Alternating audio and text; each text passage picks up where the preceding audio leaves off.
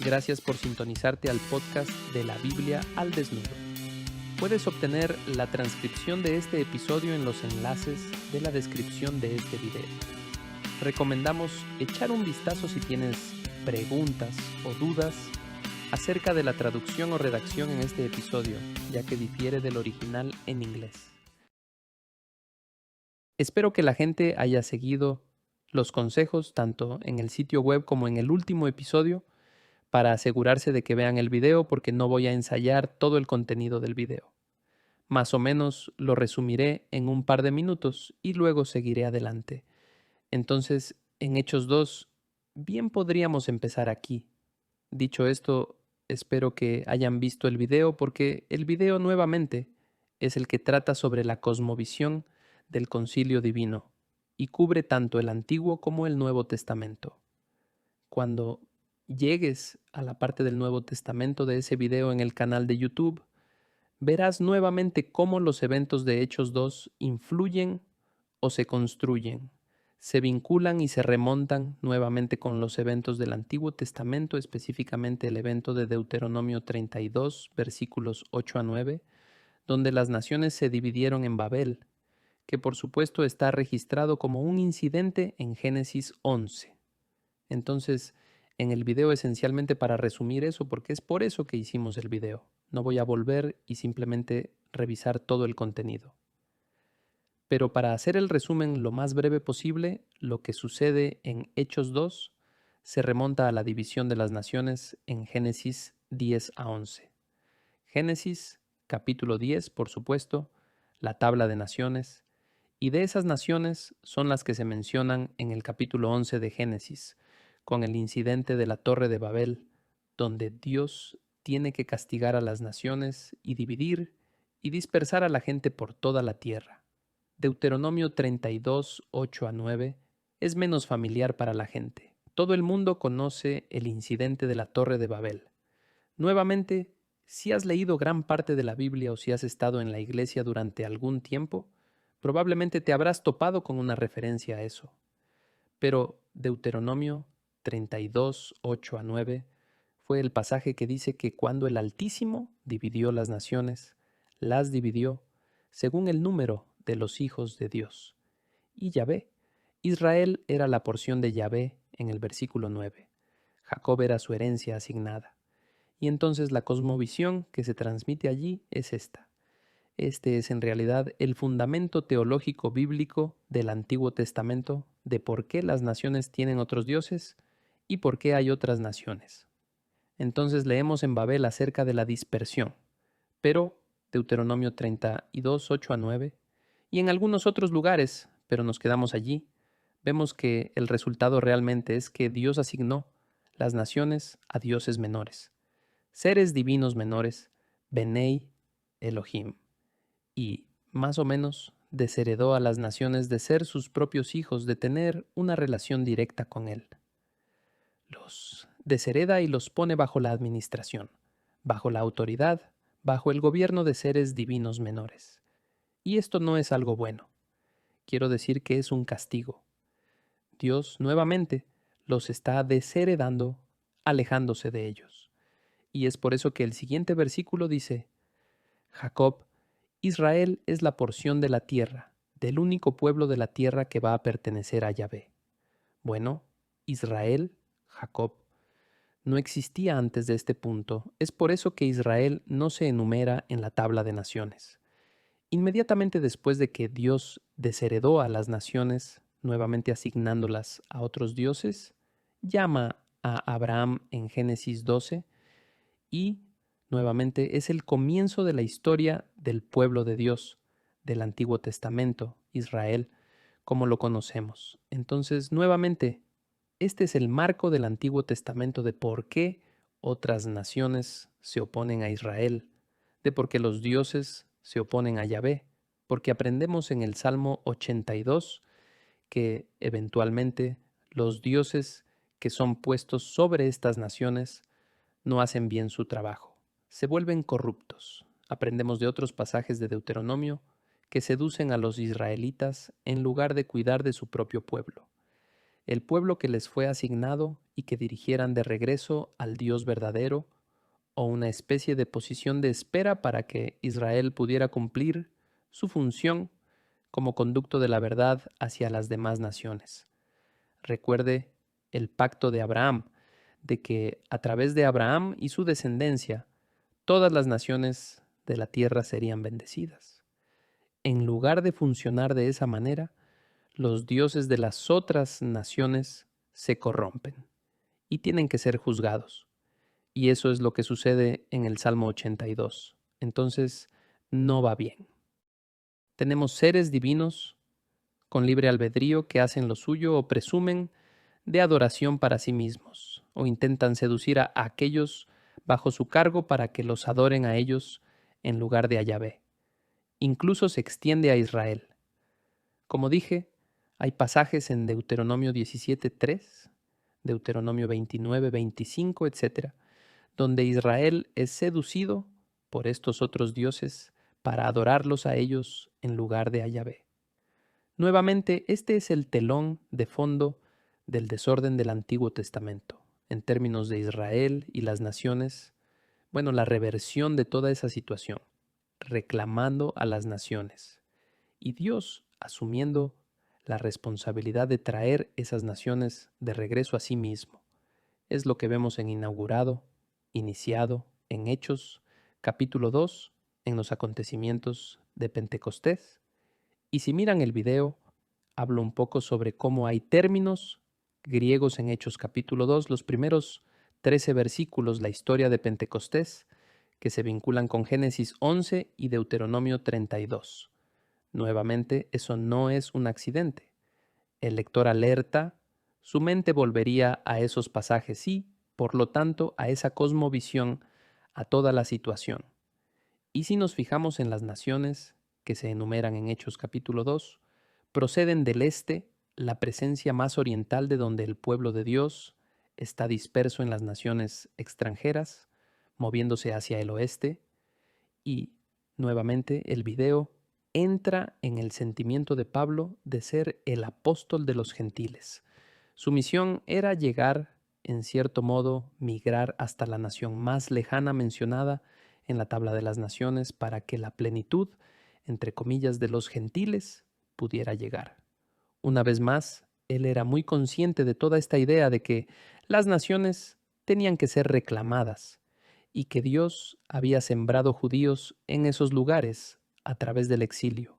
Por supuesto, vienen a Pentecostés, llevan el Evangelio consigo a las naciones.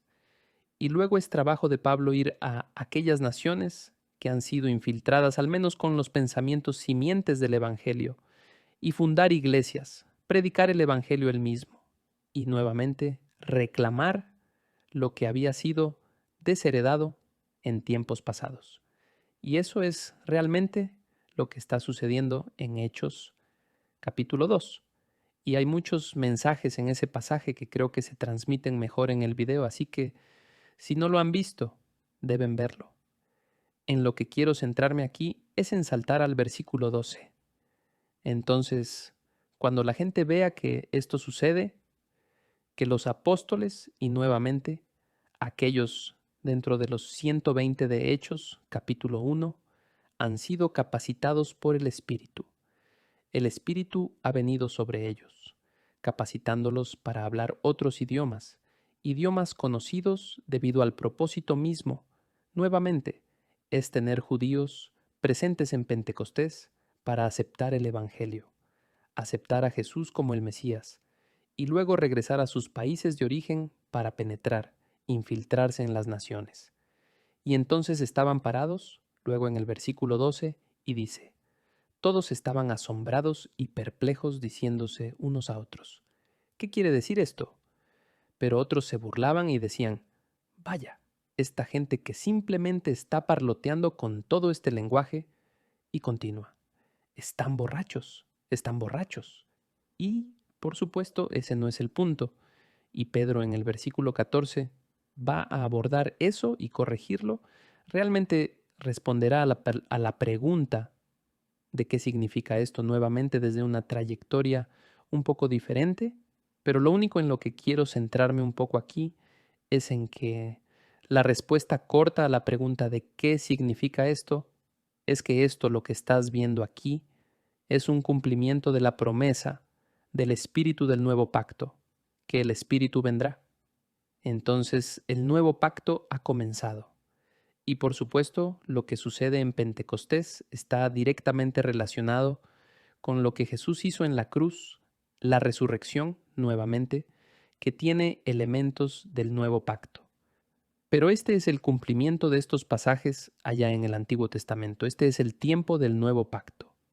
El Espíritu ha venido y la razón por la que el Espíritu ha venido es para dar poder no solo a un profeta aquí y allá para predicar, sino para dar poder a todo aquel que crea para ir a las naciones y reclamarlas. Hoy vamos a hablar un poco sobre todo esto, lo que lo hace diferente, lo que lo hace nuevo. Bueno, quiero ver el pensamiento aquí y esto podría ser algo que nunca habrías escuchado. Lo entiendo. Si quieren más información, siempre pueden ir al blog de Naked Bible y poner en el buscador la palabra elección. Obtienes algunas de las publicaciones que he hecho sobre este tema, pero en realidad lo que está sucediendo es que en el Antiguo Testamento, antes del Nuevo Pacto, la noción de ser elegido y ser un creyente en Yahvé, un seguidor de Yahvé, son en realidad dos clases separables. Ahora, Israel fue elegido, pero eso no era garantía de que un israelita sería salvo, como diríamos nosotros, o sería creyente, sería un seguidor en Yahvé. Bueno, tal vez digas, Mike, eso es un poco loco. ¿No son sinónimos elección y salvación? Bueno, en realidad no lo son. Son conceptos relacionados, pero no son sinónimos. A menudo asumimos esto.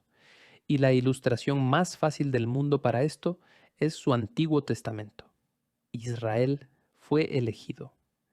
Vemos que muy claramente en el Antiguo Testamento, Deuteronomio 7, Dios te escogió porque te amó entre todos estos pueblos y demás, y el lenguaje de elección que se encuentra en el Antiguo Testamento. Bueno, adivina qué, tienes muchas personas elegidas que se llaman israelitas, y un número significativo de ellos, tal vez incluso la mayoría, apostatan, adoran a otros dioses.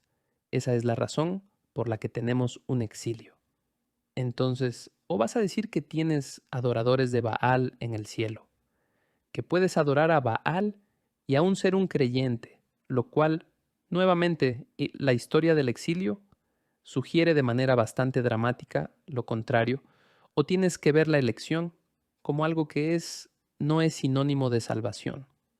Y, nuevamente, analizo un poco esto en mi blog, pero lo que va a suceder aquí en el nuevo pacto es que ya no habrá elegidos y creyentes en Yahvé como dos clases separables. En el Antiguo Testamento el pueblo de Dios era una especie de etnia. Tenía un sabor étnico simplemente por definición. Los hijos de Abraham, judíos, eran el pueblo de Dios, fueron elegidos. Para ser un seguidor tenías que unirte a la nación de Israel. En efecto, había que convertirse en judío. Tenías que ser circuncidado como varón. Había que pasar nuevamente por varios rituales, varios actos, para unirse a la nación de Israel, porque así era como se definían las cosas. Bueno, en la era del Nuevo Testamento, el pueblo de Dios del Nuevo Testamento es un cuerpo neutral ante la circuncisión. En el cuerpo de Cristo no importa si eres judío o gentil. En la era del Nuevo Testamento, la era del Nuevo Pacto, todos los creyentes son el pueblo de Dios y, por definición, todos los creyentes son elegidos. Así que aquí tenemos en el Nuevo Testamento el período del Nuevo Pacto. Tienes una superposición, una especie de fusión del concepto de elección, alguien que es elegido y alguien que en realidad es un creyente en Yahvé. Y en el Antiguo Testamento no existía eso. La elección en el Antiguo Testamento realmente se reduce a que fuiste elegido por Dios de entre todas las naciones nuevamente. Eso se remonta a la cosmovisión de Deuteronomio 32. Dios desheredó a las otras naciones y dijo, voy a empezar la mía propia. Voy a llevarme a este tipo, Abraham, voy a llamarlo. Él tendrá un hijo a través de su esposa Sara, y de ese niño ese niño especial Isaac, voy a levantar una simiente, levantaré una familia, levantaré un pueblo para mí. Ellos son los que elijo para que sean mi pueblo, pero ese pueblo elegido aún tenía que creer. Había que creer en el Dios de Israel. Había que creer que Él era el Dios de dioses. Tenías que creer que Él estaba en una relación de pacto contigo. No había que adorar a otros dioses, había que negarlos como fe, por así decirlo. Nuevamente existe este elemento de exclusividad. La gente tuvo que tomar esa decisión. No terminaba simplemente en esa categoría, creyente, seguidor de Yahvé, alguien que había creído en la lealtad a Yahvé.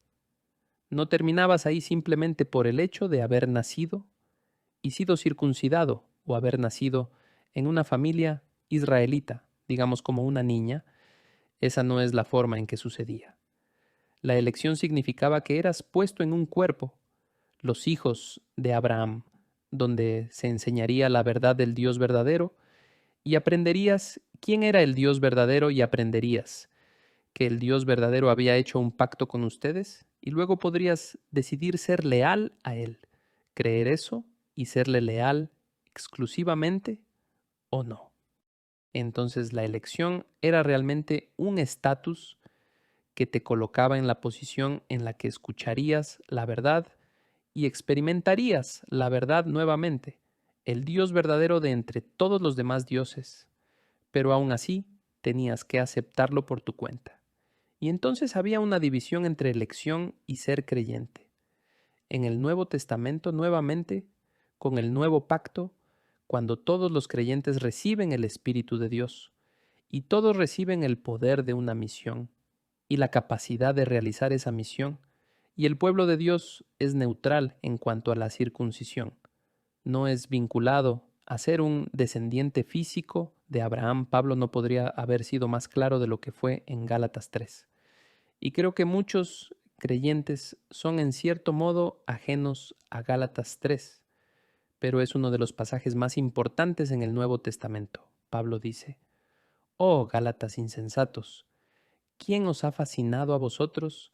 Este es el primer versículo de Gálatas 3, ante cuyos ojos Jesucristo fue presentado públicamente como crucificado. Esto es lo único que quiero averiguar de vosotros. ¿Recibisteis el Espíritu por las obras de la ley o por el oír con fe? ¿Tan insensatos sois? Habiendo comenzado por el Espíritu, ¿vais a terminar ahora por la carne? ¿Habéis padecido tantas cosas en vano? Si es que en realidad fue en vano.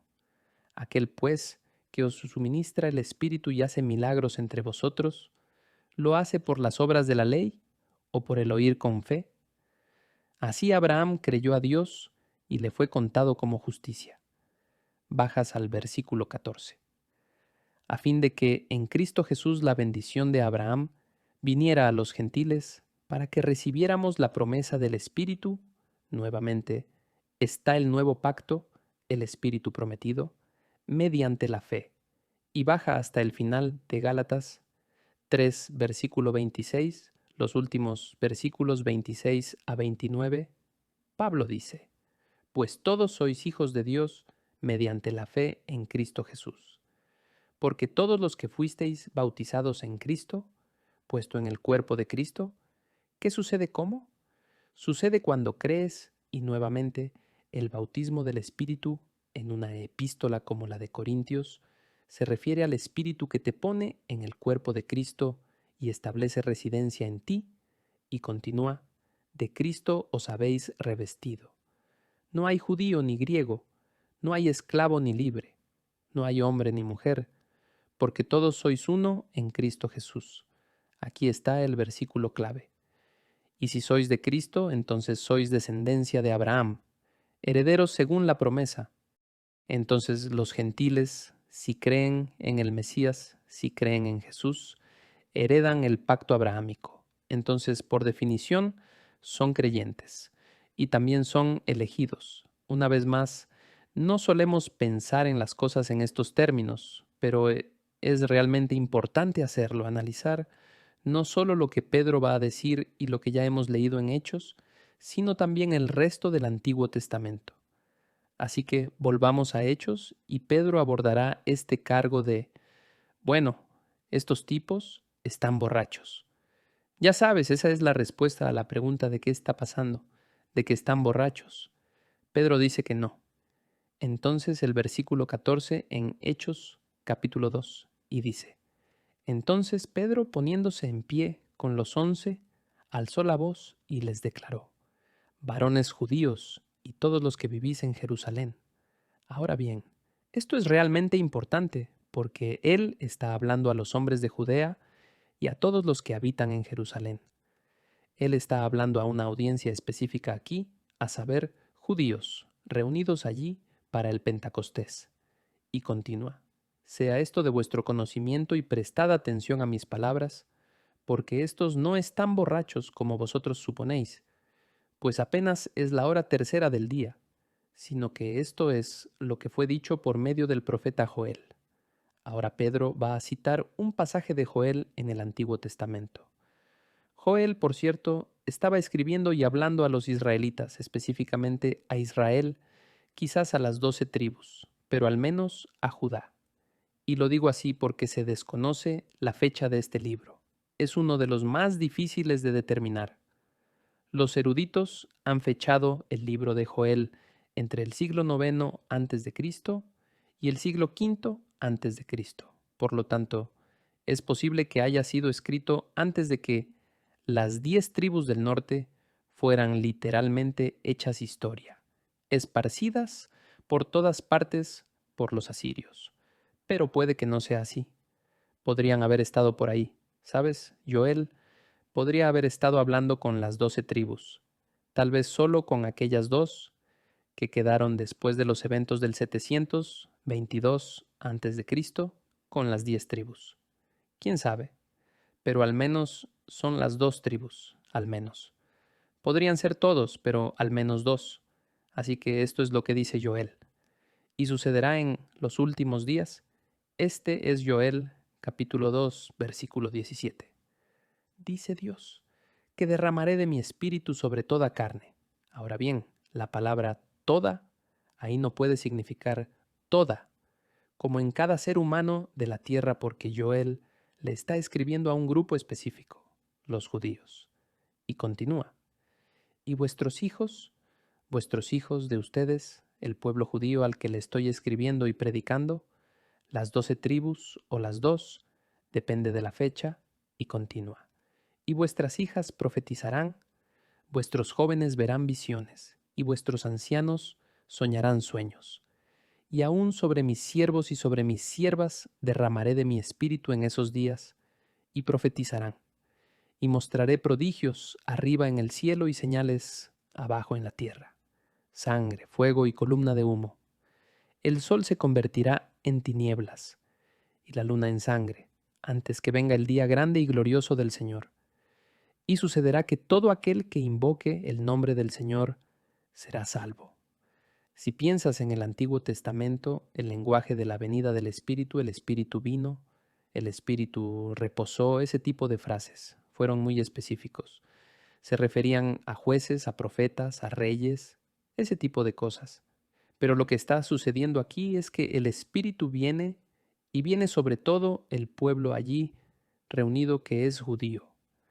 Son judíos allí en Hechos capítulo 2 en Pentecostés y van a recibir poder los 120.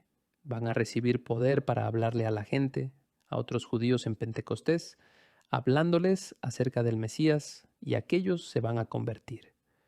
Van a creer y van a regresar a las naciones donde fueron esparcidos providencialmente a causa del exilio y van a empezar a difundir el Evangelio y las naciones comenzarán a ser reclamadas para el Dios de Israel.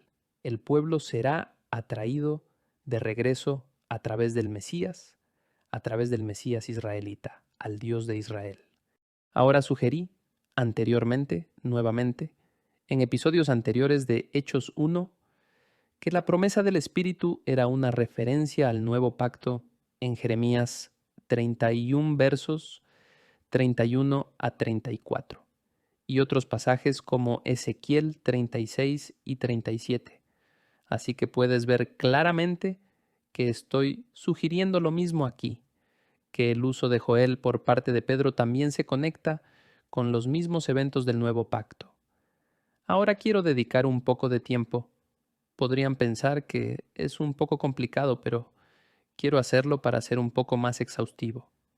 Esto es bastante fácil de demostrar, pero quería hacer solo algunos puntos de conexión, solo para refrescar su memoria, porque solidificará el punto, pero también nos dejará con una pregunta, dado el contexto original y la redacción de las palabras de Joel en el Antiguo Testamento.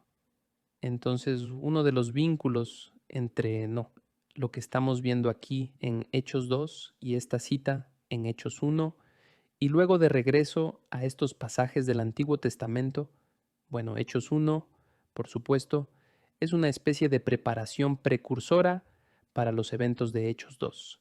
Recuerda, en nuestro episodio anterior leímos Hechos 1 versos 4 a 5. Leemos: esperen la promesa del Padre. Jesús les dijo que esperaran la promesa del Padre que dijo: oísteis de mí, seréis bautizados con el Espíritu Santo dentro de no muchos días. Entonces hay una conexión allí, porque esto que están esperando en Hechos 1 sucede en Hechos 2.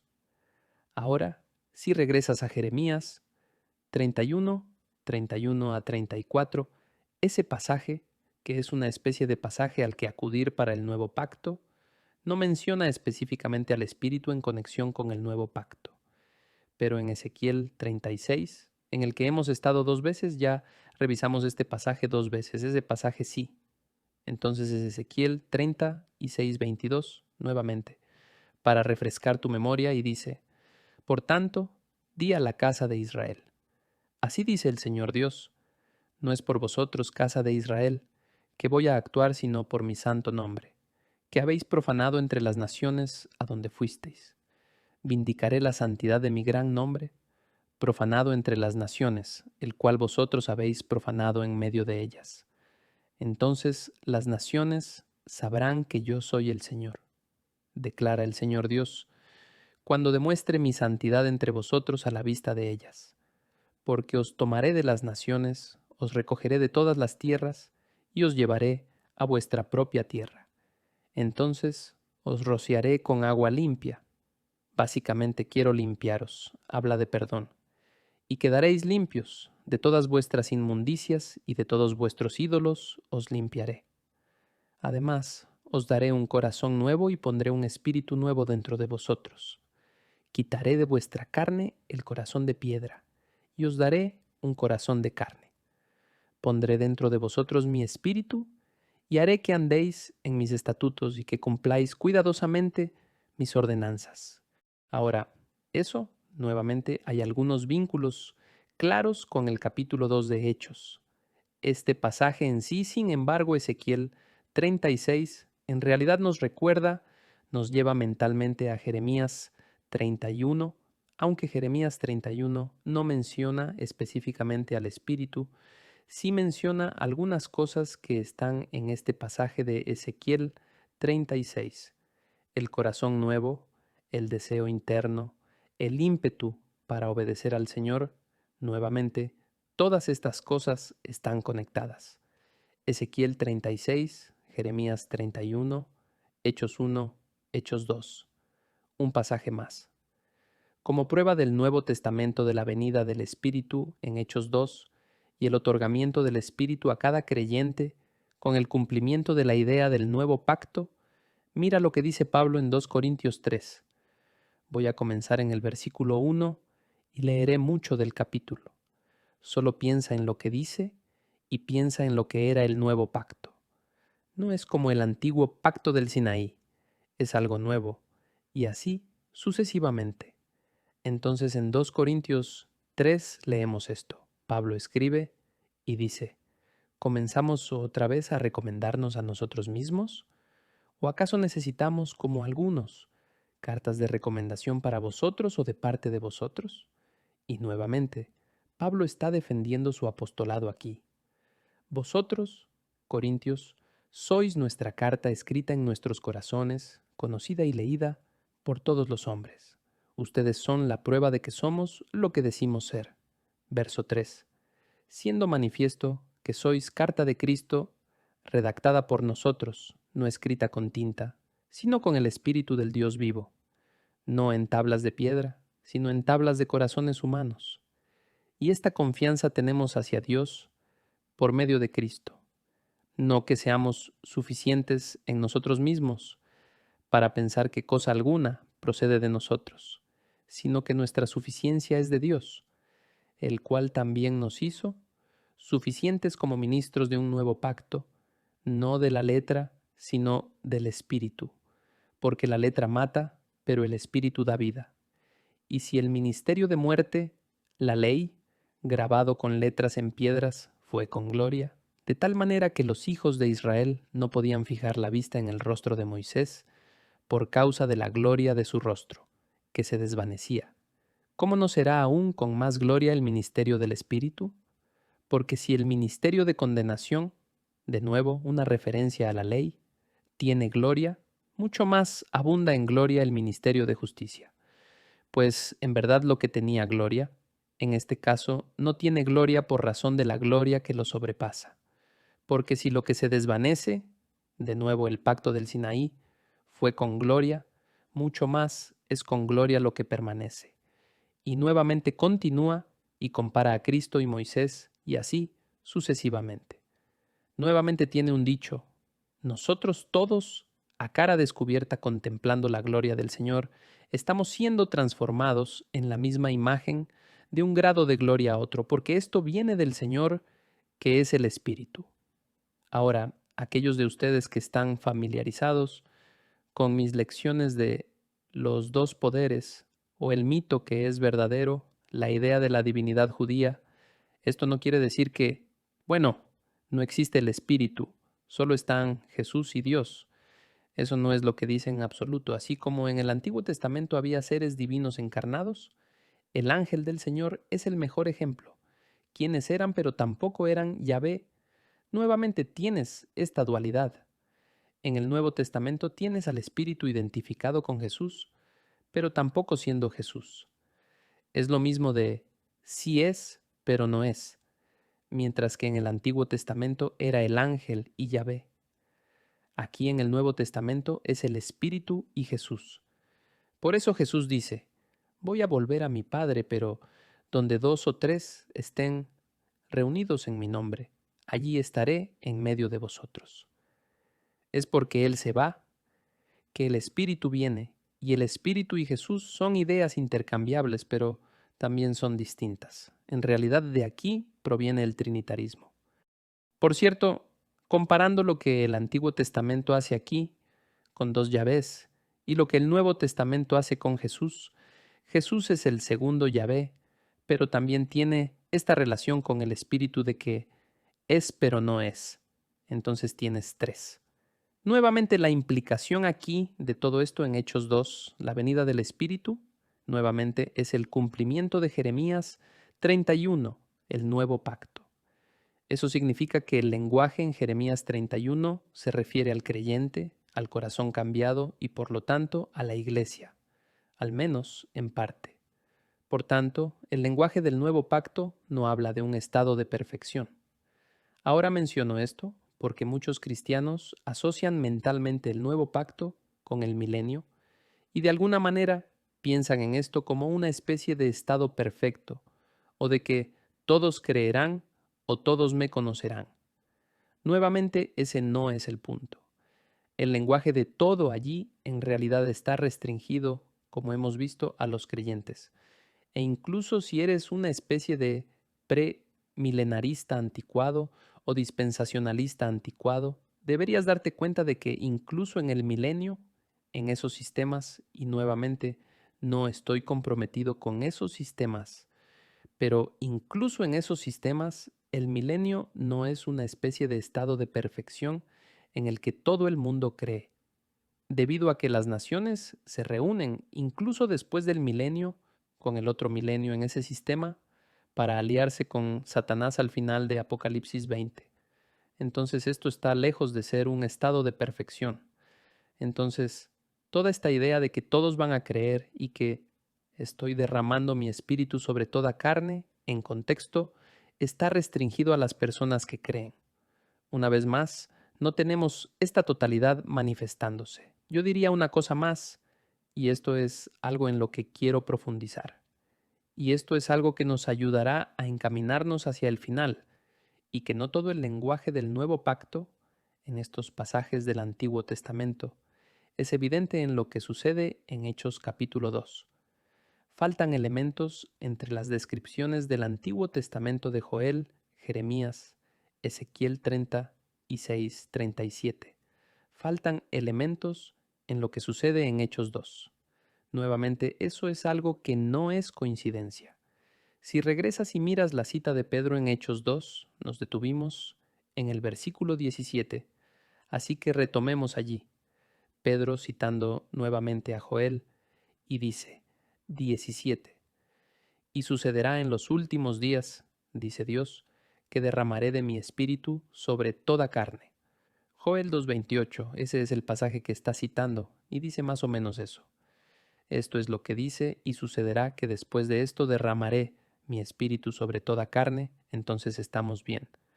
Podemos ver que lo que Joel describió allí está sucediendo en Hechos 2. Eso está bien. Continúas en la cita de Pedro en el versículo 19, aún citando a Joel. Y mostraré prodigios arriba en el cielo, y señales abajo en la tierra, sangre, fuego y columna de humo. El sol se convertirá en tinieblas y la luna en sangre, antes que venga el día grande y glorioso del Señor. Si vas a lo que Joel dijo originalmente, lees esto. Y haré prodigios en el cielo y en la tierra, sangre, fuego y columnas de humo. 31. El sol se convertirá en tinieblas y la luna en sangre, antes que venga el día del Señor, grande y terrible. Eso suena exactamente como lo que dijo Pedro. Pero Joel añade algo. Él dice, y sucederá que todo aquel que invoque el nombre del Señor será salvo. Pedro solo retoma eso en el versículo 21. Así que todavía estamos más o menos bien. Todavía estamos en una especie de ida y vuelta. Pedro está más o menos en línea con lo que habla el pasaje. Nuevamente, toda esta idea de que el Espíritu ha venido, que todo aquel que invoque el nombre será salvo, eso, en cierto modo, se convierte en el mensaje del Evangelio.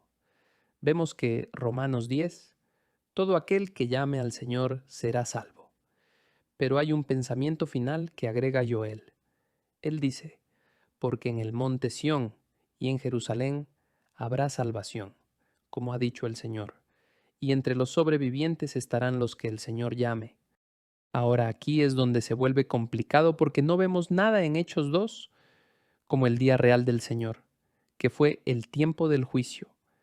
En pocas palabras, el día del Señor es el momento en que todo lo que está mal se vuelve correcto. Todos los malhechores, los injustos son castigados, los justos son vindicados. Su fe es vindicada. La gente descubre que esto es lo que tenemos que hacer. Necesitamos creer y estamos contentos de haberlo hecho. El Señor ha venido. Todo se ha arreglado ahora. Ese es el día del Señor, espada de dos filos, para el bien y para el mal. Pero no ves que eso suceda en Hechos capítulo 2. ¿Qué es esta referencia a los sobrevivientes y a los que están en Jerusalén y que escapan? No hay nada parecido a lo que sucede en Hechos capítulo 2 durante estos eventos. Y de hecho, si sigues leyendo el libro de Joel en el capítulo 3, obtienes pasajes como el versículo 14, Joel capítulo 3, y dice, multitudes, multitudes en el valle de la decisión, porque cerca está el día del Señor en el valle de la decisión. El sol y la luna se oscurecen, y las estrellas pierden su resplandor. El Señor ruge desde Sión, y desde Jerusalén da su voz, y tiemblan los cielos y la tierra. Pero el Señor es refugio para su pueblo y fortaleza para los hijos de Israel. Entonces sabréis que yo soy el Señor vuestro Dios, que habito en Sión, mi santo monte. Y Jerusalén será santa, y los extranjeros no pasarán más por ella. Pero Judá será habitada para siempre, y Jerusalén por todas las generaciones. Y yo vengaré su sangre, que aún no he vengado, pues el Señor habita en Sión. Lo que Joel dice después de la parte que cita Pedro da una especie de sensación apocalíptica. Entonces, por un lado, hay una clara superposición con lo que dice Joel y lo que sucede en Hechos capítulo 2. Y entonces podemos hablar de Joel y el pasaje del nuevo pacto en Jeremías y el pasaje del nuevo pacto en Ezequiel 36. Podemos hablar de eso cumpliéndose en los acontecimientos de Hechos capítulo 2 y por medio de la iglesia. Nuevamente, ¿no? El pueblo de Dios neutral en cuanto a la circuncisión, donde todos tienen el Espíritu, donde no hay diferencia entre elección y salvación, elección y lealtad, creyente a Yahvé. Pero lo que no podemos decir es que todo lo que está asociado con esa cita original tenga algo que ver con los acontecimientos de Pentecostés. Todavía hay algo que no ha sucedido todavía. Todavía hay algo por ahí. Esto también sucede no solo con Joel capítulo 3, sino con Ezequiel 37. Creo que leímos esto en el primer episodio. Mira lo que dice. Esto es lo que sucede después del pasaje del nuevo pacto en Ezequiel. Acabo de leer el lenguaje del nuevo pacto en Ezequiel 36 hace unos minutos. Escucha lo que dice Ezequiel 37 a continuación. Versículo 24 en Ezequiel 37 y dice: Mi siervo David será rey sobre ellos, y todos ellos tendrán un solo pastor. Se podría decir, bueno, eso sucedió en los días de la iglesia primitiva. Jesús estaba sentado a la diestra de Dios. Él es el rey y así sucesivamente. Podrías presentar ese argumento, pero sigue adelante. Andarán en mis ordenanzas y guardarán mis estatutos y los cumplirán. Y habitarán en la tierra que di a mi siervo Jacob, en la cual habitaron vuestros padres. Bueno, nuevamente, eso no tiene ningún sentido porque lo que va a pasar es que el pueblo creyente de Dios no está solo en la tierra de Israel, está en todas partes porque las naciones están siendo reclamadas.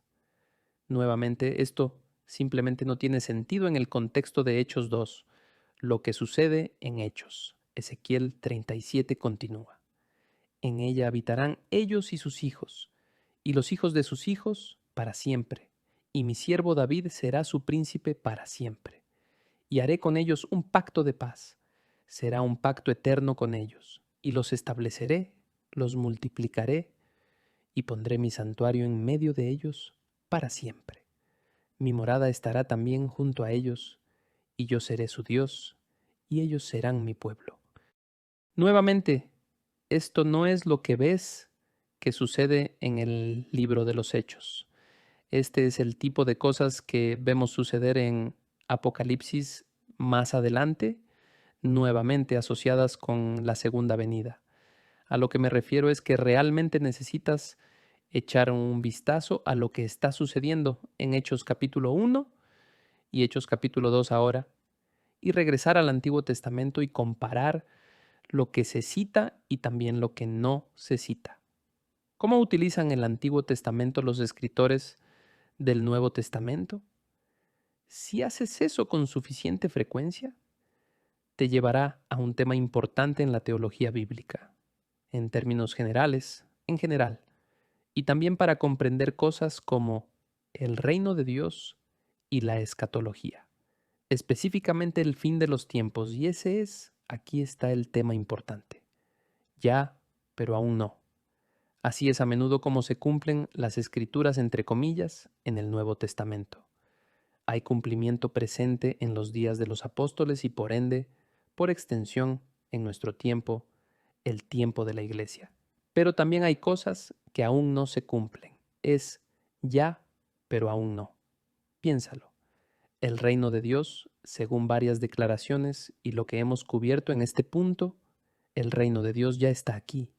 No es solo el milenio. Ya está aquí, pero aún no. Hay cosas que encajan ahora y en los días del libro de los Hechos, pero también cosas que no, que solo encajan más tarde. El reino de Dios ya está aquí, pero aún no. Las naciones están siendo reclamadas y juzgadas, pero aún no. El Señor está aquí. Él es el Espíritu, pero aún no. Él vendrá otra vez. Nuestros corazones son nuevos, pero aún no. Estamos santificados como hijos de Dios, pero no estamos completamente santificados, aún no. Si no entiendes esta idea básica de cómo los testamentos y las promesas funcionan juntos, la Biblia te resultará intrínsecamente confusa y también te agarras a un extremo y olvidas el otro y te vas por la tangente teológicamente y solo tendrás la mitad del panorama, pero pensarás que es el panorama completo. Y por eso, repito, he hecho muchas veces el comentario en mi blog y en otros contextos. No me gusta ninguno de los sistemas escatológicos porque todos hacen trampa cuando tienen que hacerlo. Por lo general, se aferran a un cumplimiento actual. Ese sería el amilenialista, de que, bueno, ya está todo hecho. Todas estas promesas fueron cumplidas en la Iglesia en el Nuevo Testamento, el libro de los Hechos, y ya están aquí. No tenemos que buscar un milenio literal futuro. Y ni siquiera me gusta la palabra milenio, pero no voy a salirme por esa tangente. El otro lado, el premilenarista, bueno, estas cosas no se cumplieron en los días del libro de los Hechos. Todavía está en el futuro, así que ese es el lado al que se aferran todas las cosas futuristas. Amigos, son ambas cosas, son ambas cosas. Y hay maneras de reconciliar estas cosas si puedes vivir con la tensión que la Biblia realmente te da, que el plan de Dios ya está en efecto, ya está aquí, ya está sucediendo, pero aún no. Existe esta idea del ya, pero aún no. Es por eso que cuando se trata de la santificación, nuevamente ahora somos santificados como hijos de Dios, posicionalmente. No estamos glorificados. Ser cristiano es estar en el proceso de convertirte en lo que ya eres. Suena un poco extraño, pero refleja el tema del ya pero aún no, el tipo de marco o trayectoria del ya pero aún no que prevalece en las escrituras en tantas áreas. Ahora, un último pensamiento. La razón por la que funciona de esta manera, en última instancia y francamente, tendrán que estar un poco familiarizados con lo que he escrito y con mi teología que he puesto no en el podcast, sino en el blog, en el mito, que es verdadero, y en algunas otras cosas. Pero la razón por la que funciona de esta manera, esto de ya pero aún no, se remonta a la decisión de Dios de usar agentes de libre albedrío, ya sean divinos o humanos. Su decisión de utilizar agentes menos que omnipotentes y perfectos. El eliminar el libre albedrío ahora o inmediatamente después de la caída sería la erradicación de la humanidad y de cualquier otra imagen que no sea perfecta. Dios estaría solo. Pero Dios no quería estar solo. Para Él eso es menos deseable que cómo son las cosas ahora. Este es el camino que eligió. Dios decidió, mira, quiero morar con mis imagistentes humanos en la tierra. Quiero que sean mi familia y yo quiero que también estén unidos con mi familia no humana, mis imagistentes no humanos. Una vez más, esto es teología del consejo divino básica, lo que estaba sucediendo en el Edén. Y cuando se arruina, Dios nos dice, vaya, eso fue una mala idea. O, bueno, ahora estoy tan enojado que simplemente voy a acabar con el mal. Sino que Dios dice, voy a seguir con el plan. Me saldré con la mía y ahora me saldré con la mía utilizando a estos seres imperfectos para participar en ese plan. Y entonces el reino de Dios, como que Dios mueve todas las cosas de regreso al Edén, que nuevamente es donde termina el Apocalipsis. Eso involucra invariable e inevitablemente la participación humana. Y es por eso que siempre es un trabajo en progreso. Es ya pero aún no. Llegará un punto en el que Dios decidirá, ahora voy a enviar a Jesús de regreso. Voy a intervenir en la historia humana de esta manera final y voy a poner fin a las cosas, pero hasta ese punto ya está aquí y no será revocado. Ya lo está, pero aún no lo está porque Dios ha decidido seguir con el plan original. Estas son las decisiones de Dios. Hacer otra cosa implicaría que se equivocó o que había elegido mal desde el principio, y francamente no lo hizo. Esto es lo que Dios quiere hecho, y tenemos que verlo reflejado en una amplia gama de pasajes de las Escrituras. Pero nuevamente, necesitamos comprender esto de ya, pero aún no, para comprender muchas otras cosas. Y ya para terminar, me gustaría abordar unos últimos pensamientos o comentarios que surgieron en base a este episodio. En cuanto al libre albedrío, la paternidad y el amor divino, se puede hacer una conexión entre el amor incondicional de un padre por sus hijos y cómo Dios podría ver a la humanidad. Reflexionar sobre cómo, como padre, ves que tus hijos cometen errores y aún los amas a pesar de su desobediencia, me recuerda cómo debe sentirse Dios con respecto a nosotros. Lo decepcionamos, pero Él continúa amándonos incondicionalmente. A partir de esta idea, creo que es una buena analogía, pero también bastante extrema. Vayamos un paso más allá. Imagina que tus hijos están en rebelión, se portan mal, lo que sea. Ahora podrías detener esto acabando con sus vidas. Y por duro que suene, te garantizo que si ya no estuvieran vivos, ya no tendrías ese problema. De manera similar, Dios podría haber hecho lo mismo, eliminar a todos los malos, eliminando todo el libre albedrío. Pero para hacerlo, habría tenido que eliminar a todos los seres con libre albedrío, dejándose solo a él mismo, aislado y solo. Claro, eso resolvería el problema. Pero, ¿a qué precio? En cuanto a los reyes y la destrucción de las otras naciones, Jesús, en realidad, ese es un muy buen pensamiento porque recuerdas el pacto davídico que él había hecho con la casa de David, y el rey allí, nuevamente, se suponía que era el principal seguidor devoto de Yahvé, en cierto modo, para ser ese ejemplo emblemático de lealtad a Yahvé. Y cuando los reyes no siguen el ejemplo, incluso aquellos en el linaje de David, Dios podría decir, oh bueno, supongo que calculé mal. Voy a destruir el linaje de David, voy a deshacerlo davídico. Él no hace eso, pero lo que necesita es un rey davídico perfecto y la única manera de conseguir un rey en la línea de David que nunca cometa errores es si Dios mismo desempeña ese papel. Así que Dios no solo se ha hecho hombre, sino que tiene que convertirse en un rey davídico, el linaje davídico. Todas estas cosas encajan en la teología bíblica, pero en el fondo es solo esta noción de que Dios se apegará al plan original. En cuanto a los sistemas modernos de escatología, bueno, yo diría en los términos más simples, la propensión es aferrarse a una u otra oscilación del péndulo, ya sea el ya o el aún no. Y lo que tienes que hacer es aceptar ambos. Y así, la mayoría de nuestros sistemas se aferran a uno u otro y esencialmente intentan explicar, ignorar o marginar al otro lado. Por eso tenemos estos sistemas competitivos. Unos preguntan, ¿hay futuro para el Israel nacional? Sí y no. ¿Habrá un reino literal? Sí y no. ¿El reino de Dios sucederá literalmente en la tierra o no? Sí y no.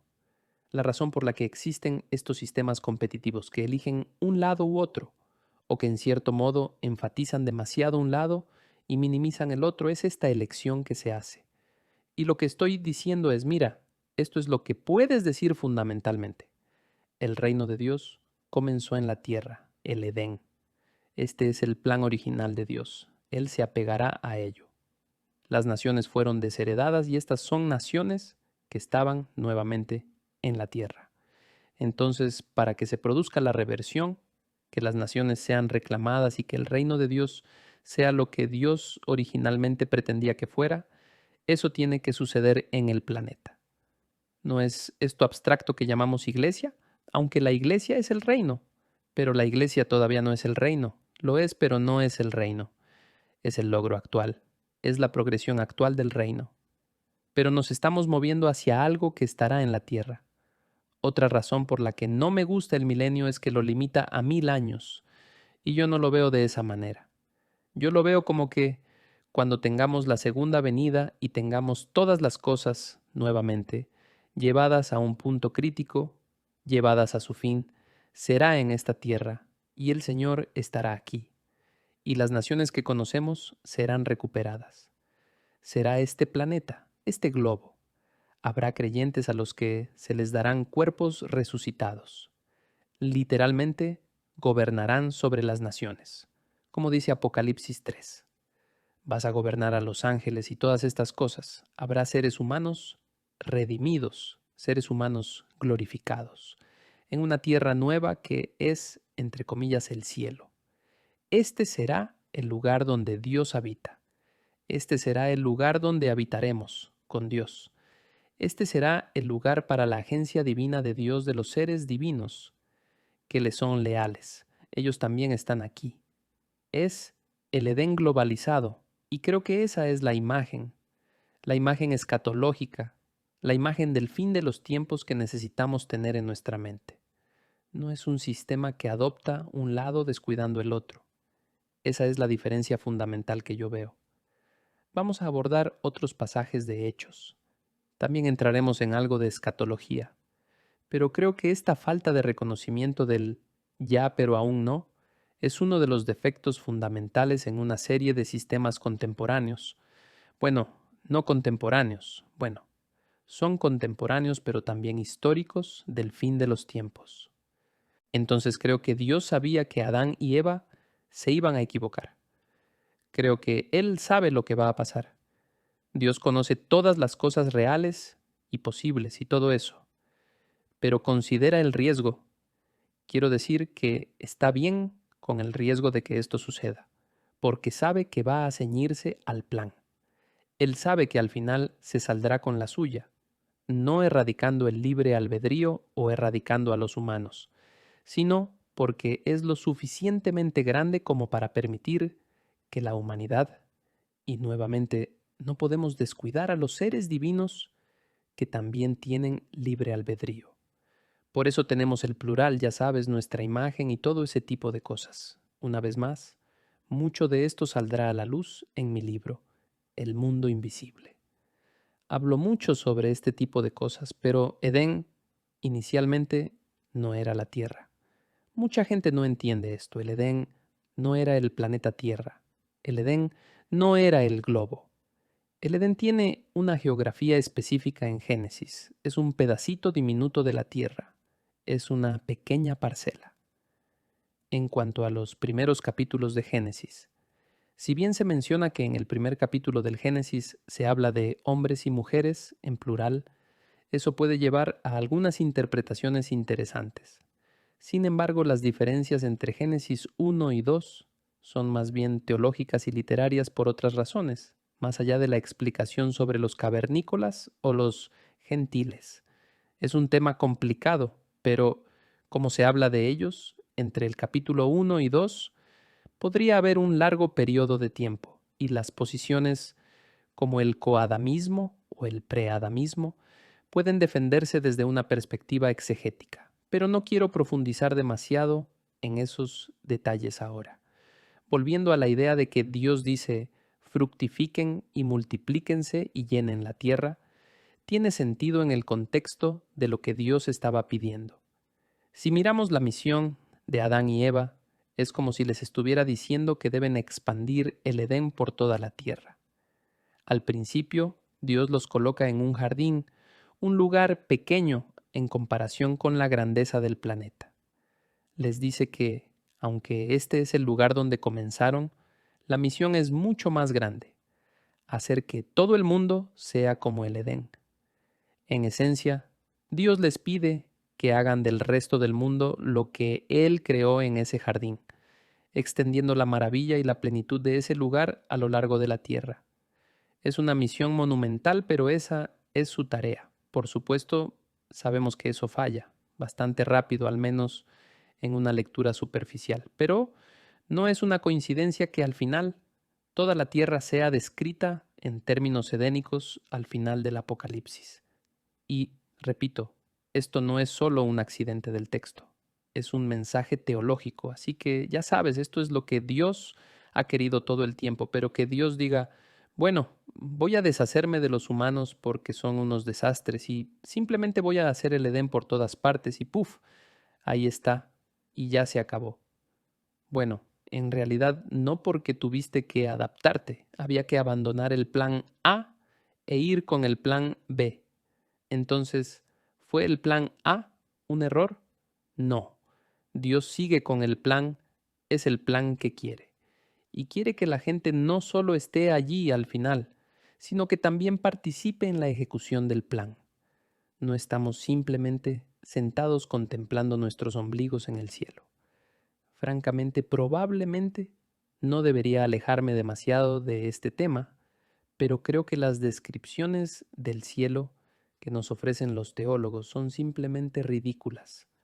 En muchos casos, especialmente en las caricaturas, cantamos por la eternidad como en Apocalipsis 4 y 5, eso es todo lo que hacemos, cantamos alabanzas a Dios. Seré francamente honesto contigo, eso suena realmente aburrido. Así que deja tus lecciones de arpa. A lo que voy, lo que vamos a hacer es lo que Adán y Eva estaban haciendo, esa era la intención. Estamos aquí para disfrutar, administrar y cuidar el planeta entero en un nuevo estado edénico.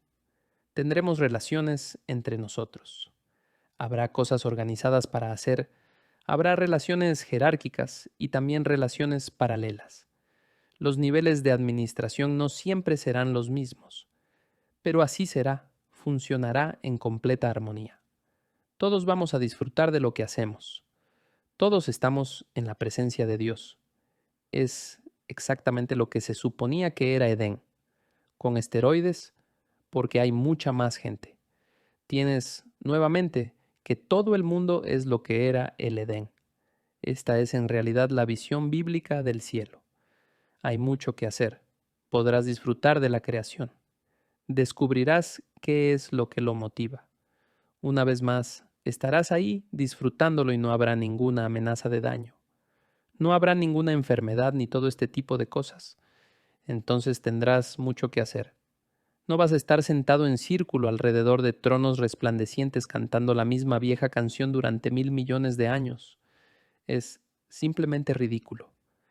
Eso no es lo que era la visión edénica y, francamente, no lo es más adelante en un libro como Apocalipsis. Una vez más, no quiero ir demasiado lejos con eso. En cuanto a estar confinados a la Tierra o la exploración espacial, creo que la implicación de los nuevos cuerpos, nuevamente, y esto es entrar en lo que Pablo quiere decir con cuerpo espiritual como en 1 Corintios 15. Creo que la implicación es que mientras nuestro dominio esté aquí, no estamos restringidos como lo estaban nuestros cuerpos mortales. Tendremos un cuerpo y parte de este lenguaje también se usa, nuevamente, para referirse al Cristo resucitado. Entonces tendremos cuerpos similares a ese, pero que no estarán sujetos a las leyes de esta tierra. Y creo que por extensión, incluso las leyes de la creación, tal como estamos actualmente limitados, no serán algo con lo que tengamos que lidiar o que nos obstaculicen en el futuro. Y está Colosenses 1, que extiende la expiación y todo eso más allá del planeta y ese tipo de cosas. Así que creo que implícitamente se puede presentar ese argumento. Pero las escrituras, siendo lo que son, una vez más, un documento precientífico, no saben sobre el espacio exterior y todo ese tipo de cosas, no lo tienen explicado, pero ciertamente tienen un lenguaje que lo permite. Digámoslo de esa manera.